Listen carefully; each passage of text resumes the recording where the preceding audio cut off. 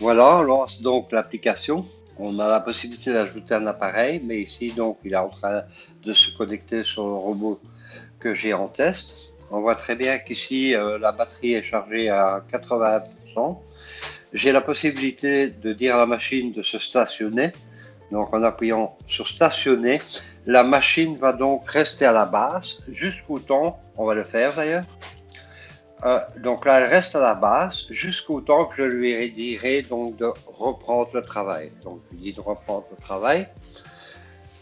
Maintenant, on peut ajouter donc ici des appareils. Donc on peut imaginer qu'on a plusieurs robots, on a une très grande surface et on a donc ici, on peut ajouter autant d'appareils qu'on veut.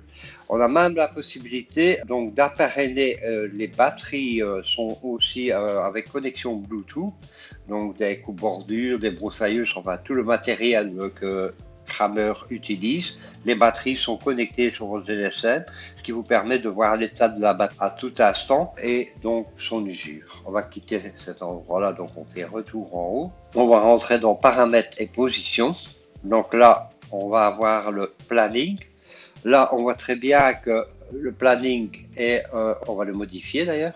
Voilà, on rentre ici, il suffit de cocher donc toutes les cases de tous les jours que vous désirez modifier. Donc on peut l'adapter tel jour, fait ce genre de travail, vous l'adaptez à votre vie tant que ça correspond donc à la puissance de la machine. C'est pour ça que je conseille toujours de prendre une machine qui soit plus performante et dans le cas de Kramer, avec leur prix super intéressant, ça pose pas de problème de prendre un modèle supérieur comparé à la concurrence, ils sont moins cher pour une machine de très haut niveau et de très bonne qualité. Donc là, je vais modifier le planning. Je coche ici, donc je clique et automatiquement, je vais modifier donc ici la faire démarrer à 7h06. OK, je sauvegarde.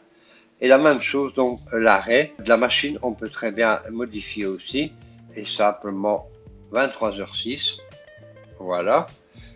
Et on sauvegarde.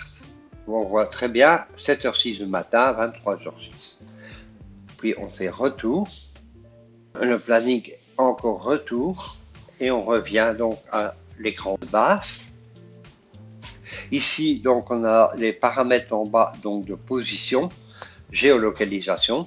Donc ici maintenant on peut activer le parcours. Donc si la machine fonctionnerait, on verrait donc le point se déplacer sur la pelouse et la trajectoire que fait la machine. Donc où que vous soyez, vous voyez où se trouve la machine et ce qu'elle fait exactement. Même chose si jamais il y aura un code erreur, une branche d'arbre qui aurait tombé qui coince la machine, vous recevez de l'application donc information directement. On peut donc en cas, c'est très rare et j'ai jamais eu le cas sur une quantité de machines énorme, vous cochez donc ce point-ci et si vous êtes sur un Android, automatiquement vous avez la possibilité d'aller dans Google et vous avez la géolocalisation directement. Ici donc je suis sur une tablette, il ne me l'affiche pas. Donc on peut très facilement savoir où la machine se trouve. Les réglages. Là, on va rentrer donc dans les réglages. On voit très bien que je l'ai appelé dans le haut Julie. Faut bien lui donner un nom. Alors, voilà, on y est. On peut entrer donc dans les paramètres de sécurité, déterminer un code PIN, voilà. Là, il m'invite à taper le code PIN, je vais pas le taper. Et ici, donc, vous avez protection en haut par code PIN, vous pouvez l'activer. Activer la géo donc on va l'activer ça. Voilà. Donc ici maintenant, on a la protection anti-pluie, donc elle se sert de la météo réelle, pour ne pas tondre quand il pleut si vous le désirez. Et la protection anti-gel, vous pouvez l'activer. D'où l'intérêt de prendre une machine donc si la machine est prévue pour 10 ans, moi j'ai une tendance à dire de la mettre sur 5 à 6 heures de manière à avoir la possibilité dans le planning de pouvoir jouer. Parce que quand on dit 10 heures, c'est 10 heures en 24 heures sur 24. Donc il faut bien comprendre ça. Donc une machine qui est plus performante sera plus intéressante pour vous. Maintenant, ici les notifications. Donc la notification du code PIN nécessaire, elle est activée. Notification des erreurs est activée. Donc elle vous informe des erreurs. La nouvelle notification de mise à jour, elle vous informe. Modification de la clôture géographique extérieure, donc on peut donc l'activer aussi. Maintenant, on descend un peu plus bas, on a la possibilité donc de choisir ici, donc on l'envoie à 29 mètres ou à 40 mètres ou à 91 mètres pour X%, hein, on choisit vraiment ce qu'on veut, et sur le guide 1, d'accord? Si vous faites un réglage sur le guide 2, par exemple, vous avez la possibilité donc de le mettre, de l'envoi sur le guide 2. On peut aussi donc le faire via le fil périphérique et à gauche et à droite. Donc là, c'est vraiment convivial. On enregistre le point de départ, je ne vais pas le faire parce que j'en ai pas l'utilité. Il me dit qu'il a une erreur. Pourquoi je ne l'ai pas enregistré? Donc on voit très bien que c'est convivial. Ici, donc on voit donc un cas de figure. Les 60% que vous voyez, vous ne devez pas créer cette zone.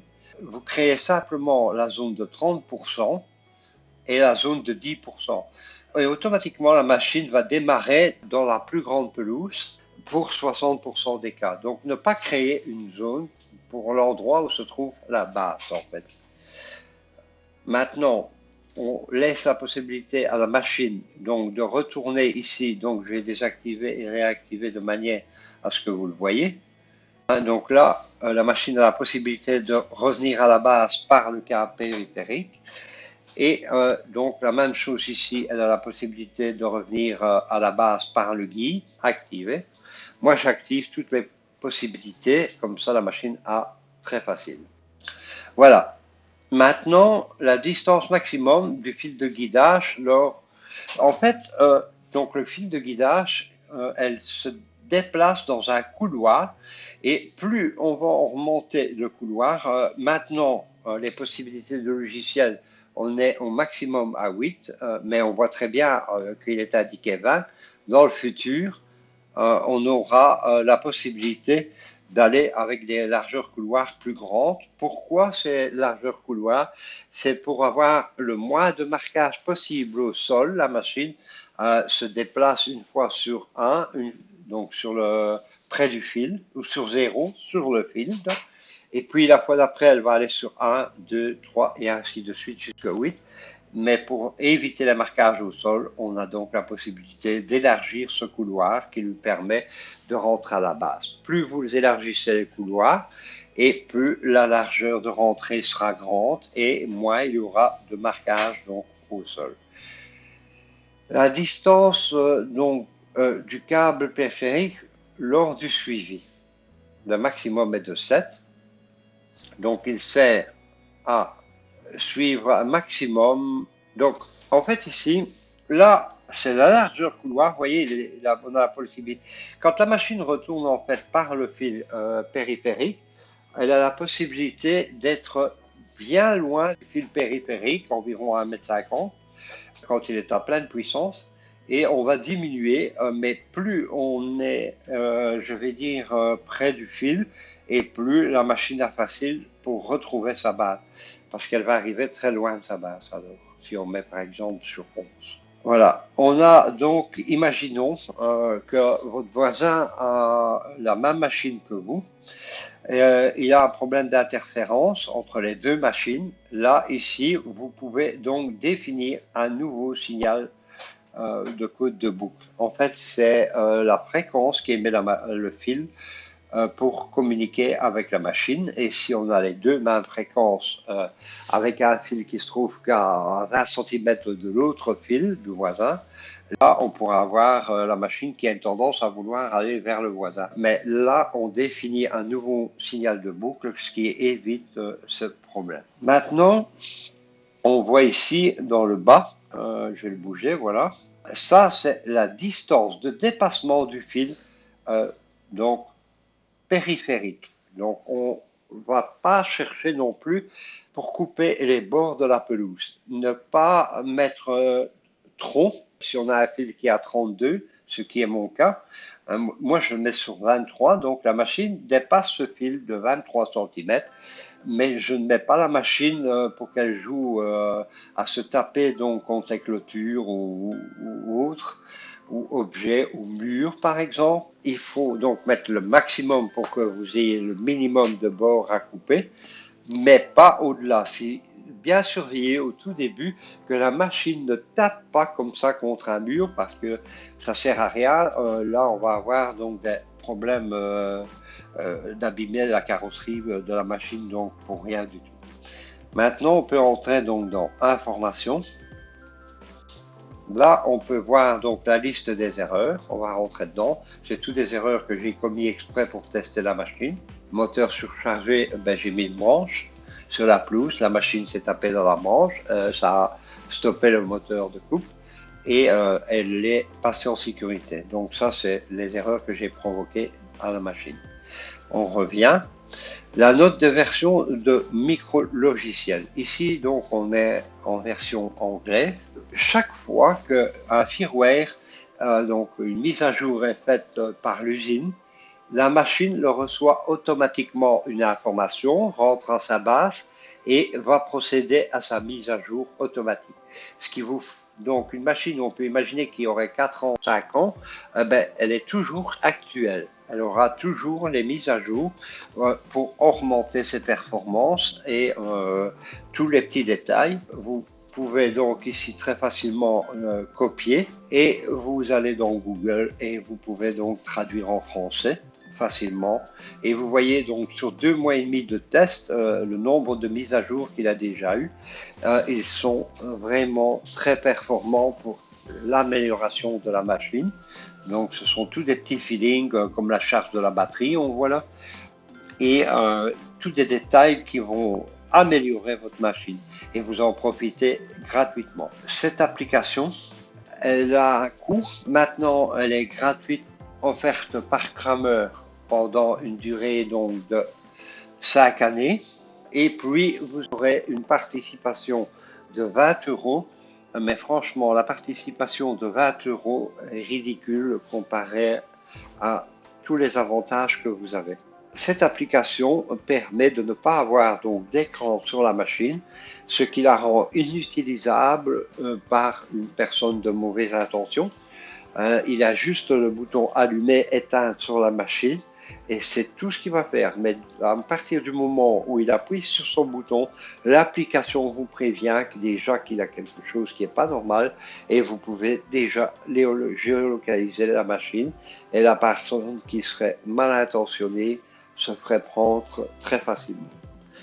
Au point de vue sécurité, là, quand l'application se trouve sur un Android, c'est redoutable parce qu'il vous envoie directement dans Google et il vous donne même la route à suivre comme un GPS pour aller rechercher donc votre machine. Voilà, je pense qu'on a fait le tour de l'application. Il y a plein de possibilités, vous l'avez vu. Et c'est très convivial et la traduction en français est très bien faite. On peut donc, on l'a vu, ajouter les appareils, c'est retour, c'est très simple. Voilà, je vous remercie beaucoup d'avoir regardé cette vidéo d'information sur l'application Kramer pour robotique et toutes les machines, bien sûr, les batteries qui sont connectées aussi.